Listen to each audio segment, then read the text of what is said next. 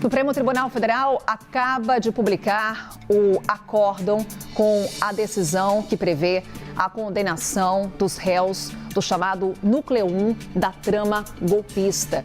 Fala pessoal, bem-vindo ao canal Brasil Atual. Hoje nós vamos comentar sobre o ex-presidente Bolsonaro. Parece que o cerco está se fechando, hein? O Xandão tá de olho. O que é que isso significa? Agora está aberto o prazo de 5 dias para que as defesas dos réus possam recorrer. Qual é o recurso cabível aos réus? O STF publica a decisão que condenou Bolsonaro e abre prazo para recurso. Para quem não sabe e vive no mundo das cavernas, o ex-presidente foi condenado a 27 anos e 3 meses de prisão por participar de uma tentativa de golpe de Estado após as eleições 2022. A defesa do ex-mandatário e os réus do chamado Núcleo 1 têm até 5 dias para apresentar os chamados embargos de declaração. Agora, a defesa do mito, que está em prisão domiciliar desde agosto, e os outros réus do Núcleo 1, condenados na ocasião, também têm até 5 dias para apresentar o principal recurso disponível, os embargos de declaração. É um recurso que não está relacionado ao mérito em si dessas penas, mas que podem fazer com que o cumprimento das penas sofra um pequeno atraso. A Isabel Mega vai explicar para a gente agora os próximos passos, nossa analista lá em Brasília.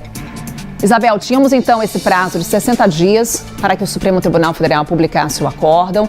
Agora então a confirmação de que ocorreu essa publicação, aberto, portanto, a partir de agora, o prazo de 5 dias para que as defesas dos réus do chamado Núcleo 1 da trama golpista possam recorrer. Nesse núcleo está o ex-presidente Jair Bolsonaro, condenado a mais de 27 anos de prisão, Isabel. Embora raramente mude, eles permitem apontar eventuais contradições, omissões ou obscuridades nos votos dos ministros. E já sabemos que vai ser bem difícil de mudar. Praticamente vai ter que congelar o inferno.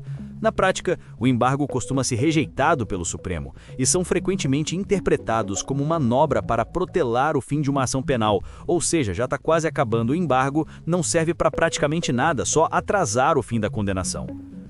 Isso, Carol, são aqueles recursos agora que podem ser apresentados à corte diante do placar final que a gente teve em relação a essas condenações. Se a gente olhar, por exemplo, o caso do ex-presidente Jair Bolsonaro, naquele placar de 4-1 por uma pena de mais de 27 anos de prisão, o que cabe a partir de agora, com a contagem do prazo de 5 dias, é a apresentação dos chamados embargos de declaração.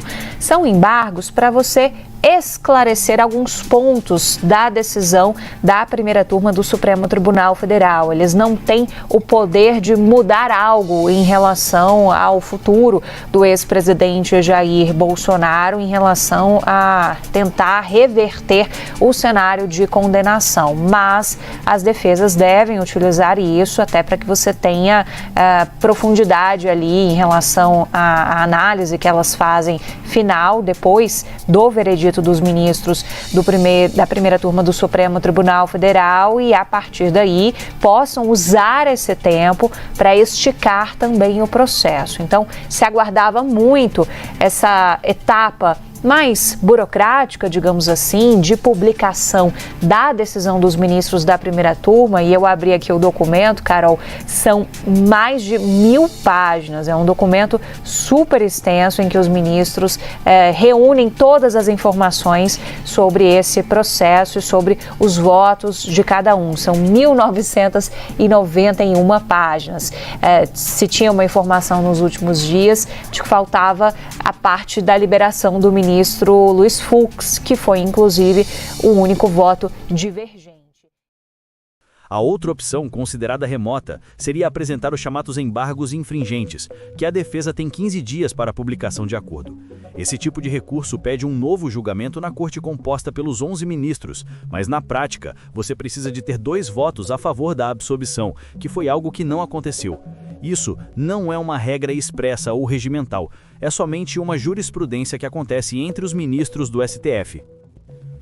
A partir desse prazo, que já é de praxe, de 60 dias depois que a decisão é tomada, agora começa a contar outro prazo que é importante depois para a apresentação, portanto, desses recursos que a gente estava explicando, depois da análise que a gente vai ter do ministro Alexandre de Moraes, relator desses processos na primeira turma do Supremo Tribunal Federal, e somente depois de toda essa etapa final, com análise desses recursos que podem ser apresentados pelas defesas de cada um dos condenados, é que a gente teria a execução das penas. Quem são os condenados da trama do primeiro núcleo? O ex-presidente Jair Bolsonaro, Mauro Cid, Walter Braga, Alexandre Ramagem, Almir Garnier, Anderson Torres, Augusto Heleno e Paulo Sérgio Nogueira. Entre o tempo de condenação, nós temos Bolsonaro com 27 anos de prisão, Mauro Cid com 2 anos de reclusão em regime aberto, Walter Braga, 26 anos, Alexandre Ramagem, 16 anos de prisão, Almir Garnier, 24 anos, Anderson Torres, 24 anos, Augusto Heleno, 21 anos e Paulo Sérgio Nogueira, 19 anos. Etapa burocrática, mas é uma etapa importante para a gente entender como que tudo isso pode se dar, Carol. Hoje, dia 22 de outubro, muito provavelmente por essa contagem de prazos, isso pode ser empurrado para novembro e a partir daí a gente ter algum tipo de decisão sobre prisão efetiva do ex-presidente Jair Bolsonaro, por exemplo, já que a condenação pode ser imposta, inclusive, em um regime inicialmente fechado.